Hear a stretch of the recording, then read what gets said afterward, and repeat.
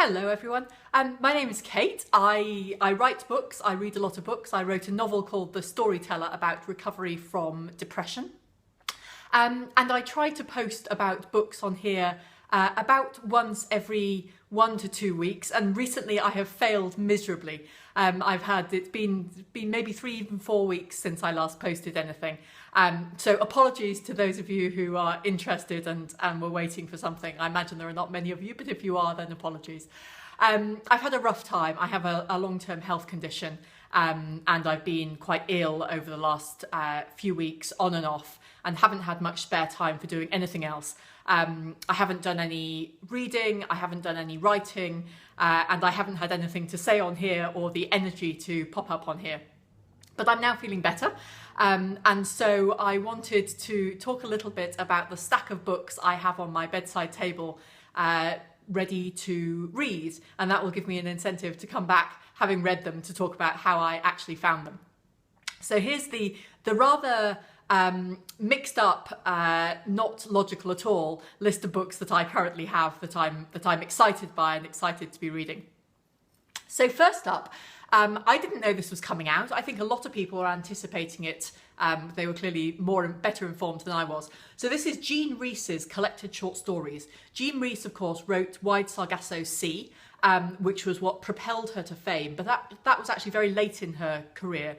She also wrote a number of novels in the early 20th century, 1920s, 1930s, which were really ahead of their time, which were mostly about poor women downtrodden in parts of London and Paris and struggling to cope.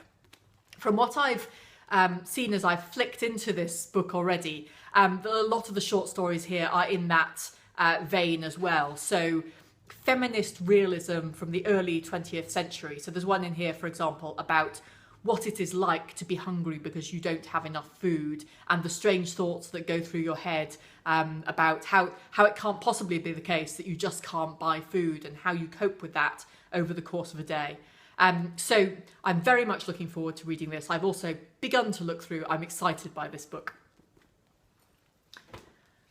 So the second book, which I also bought on impulse in the same trip in Waterstones in Trafalgar Square a couple of weeks ago, is a book called Jerome Ferrari called The Principle, and it is translated from, that's a very good question, what language is it translated from? It is translated from French, I thought it was, despite the Italian sounding name. And this book I know nothing at all about, except that when I flicked through it, it looked as though it was well written and could be very interesting. What the blurb on the back says, and at times sumptuous meditation on ideals corrupted by contact with the material world. So ideals versus the material world, which may be the story of my life. I shall read this. I know nothing about the author. I shall read it and I shall let you know. So third on the list is I subscribe to Granta magazine. If you don't, then I highly recommend it. It is a magazine of new writing, both by established and by non-established figures. But this is their edition, which is the best of the young American novelists. And every 10 years, Granta, in both the UK and the US, identifies the 10 writers they think are the real up-and-coming literary novelists of the next generation. So this is writing by the 10 that have just been identified in the US. I've seen reviews of this which have said that the quality of the writing is absolutely excellent, but the content is not that interesting. So I shall have a read through, and I will let you know what I think about this, and whether the content is also interesting, and whether the writing is as good as people say it is. Now the next one is a book called Notes from a Coma. This is by McCormack. This is Mike McCormack, who wrote Solar Bones, which won the Goldsmiths Prize last year. I read Solar Bones and thought it was absolutely wonderful, and I talked about it quite extensively in a previous video. And I wanted to read something else by him. He is notably experimental in terms of his literary writing. Taking the blurb on this, it's an audacious, formally daring novel in which a beautifully rendered look at small-town Irish life is cross-cut with the event horizon, a broken series of circumambulant riffs sparking off the main text, and delving into questions of neuroscience, global communications, philosophy, and the ethics of incarnation, an attempt to think at the uttermost limit. So this sounds experimental, it sounds daring. I've been, to be honest, slightly intimidated by opening it, which is a bit ridiculous. So I've decided to get over my intimidation, and I will read it, and I'll let you know what I think. So then next on the list is a book which is written by a woman who won the Guardian First Book Award. And it is about a struggle with suicidal depression. It is apparently a painful and yet richly affirming examination of what makes life worth living. And I've seen a couple of people on Twitter and Facebook talk about what an incredibly rich but also very, very sad book this is. I have also spent time struggling with suicidal depression. It makes me a little bit wary of reading this book. I'm always careful when I read books about mental health because I don't want to be triggered back into reliving my own experiences. So I am only going to read this if I know that I'm in a sort of safe mental space. But I'm interested to read it. It's a topic I care enormously about. It's a topic I write about a lot.